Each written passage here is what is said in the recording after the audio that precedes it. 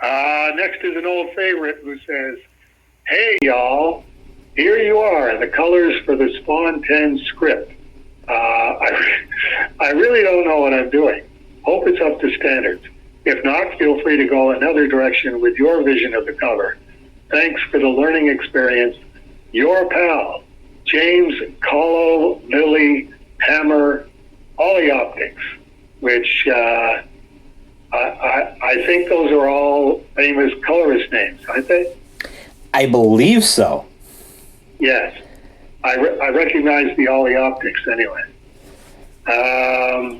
Matt says you should have gotten printouts from Studio Comics Press, 385 Frederick Street, Unit number 12, Kitchener, Ontario, Nancy 2 Harry 2 Perry 2, Canada, 1-519-954-3232. Mention Dave Sim, and Dave will have to cut them a check. Yeah. So, Dave, did James meet expectations? Yes, he met expectations and surpassed them, I must say. Another thing that you will be getting, you'll be getting scans of the colors by themselves, and then scans of the colors with the black and white art dropped in on top of it.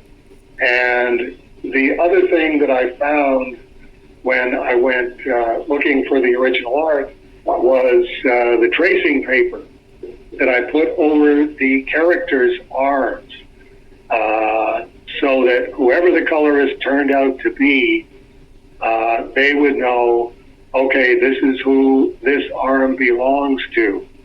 One of the first things that I noticed when Rolly brought this back the printouts from Studio Comics Press was at the top of the cover, there is an arm with a glove on it. And I looked at it and I went, that's the Joker. That's the Joker's glove and the green shirt and the purple jacket, which is absolutely amazing, because that was always one of my major objections to what Todd McFarlane did in Spawn 10, was he put the Joker's arm in there and he put Dr. Octopus's arm in there. And it's like, no, Todd, they're heroes. It says in the text, they're heroes. What are you doing putting villains in with the heroes? So that was one of my primary concerns, was when I was looking at the coloring, it's, okay, anything jump out at me? And as soon as I saw that, I went, son of a gun, the Joker made it in again. So, James, if you can change that, and like I say, Rolly is emailing Matt Dow the tracing paper that I put over it, where I outlined the arms and then wrote the name of the superhero in there, so that whoever the colorist would be would just have to look up that superhero online, and that would tell him what color it's supposed to be. Okay, we're getting to a prayer time now. When we get back from my prayer time, then we will have our first coloring consultation on Please Hold for Dave Sim. Definitely everything that you've done is usable, but now I'm going to muck in on it. So that's our cliffhanger, and we'll be back after my prayer time. Okay. Talk to you then. All right, bye.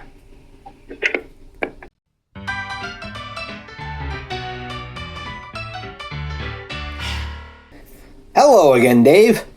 Hello again, cartoon on the fax machine. I timed it right. Yeah. Staying alive. Oh, staying alive.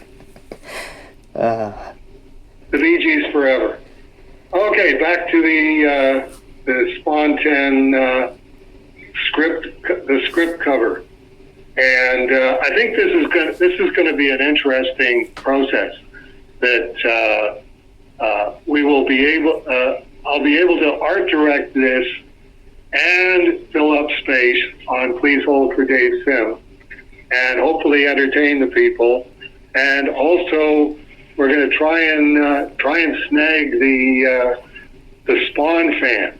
I've saved the facts that the email that you forwarded to me from Sterling, the Daily Spawn archive guy, and I'm going to suggest that you contact him and let him know that this is what's going to be happening, and that at least for the next while he should be linking with this section of Please Hold for Dave Sim for his own site.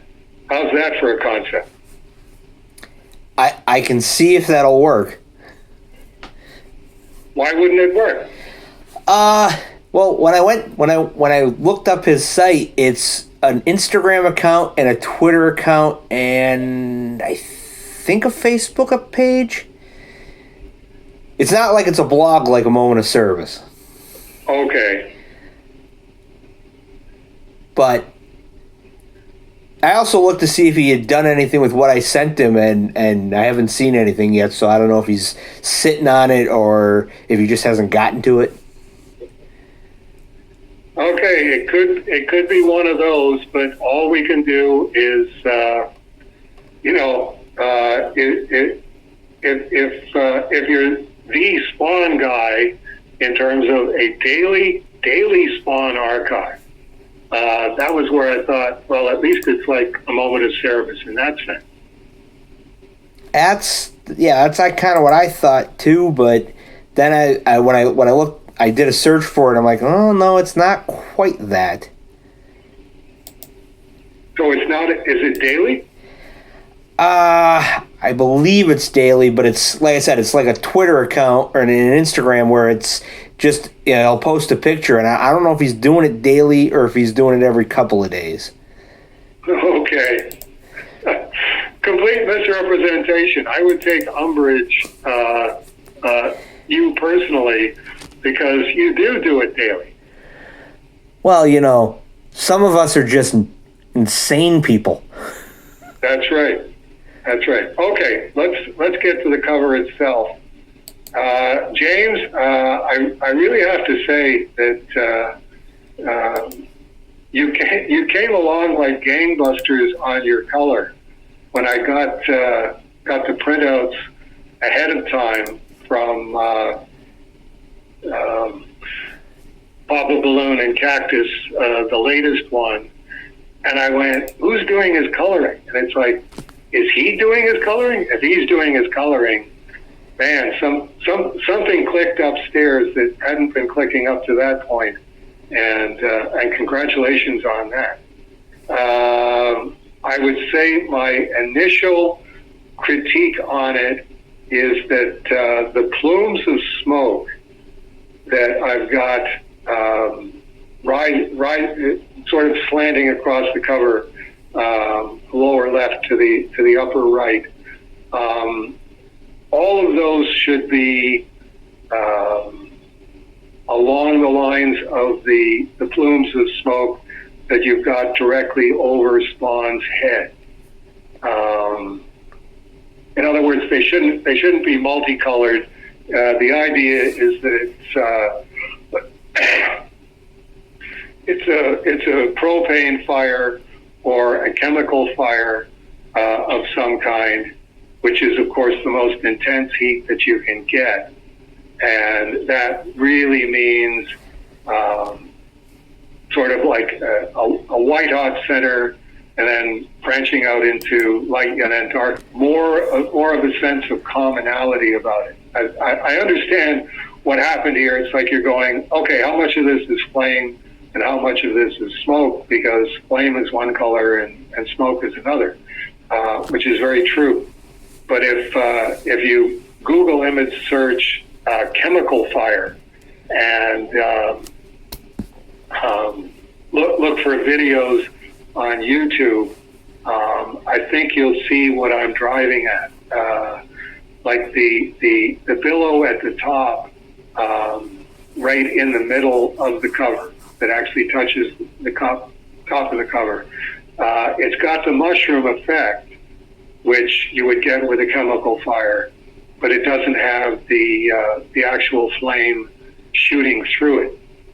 So that's what I would be working on that, is for each one of the plumes that's spurting out, it should be yellow in the center or white in the center, and then branching out into an orange. And you can toss it up. Some of them are going to look more like a complete billow of flame. Others are going to be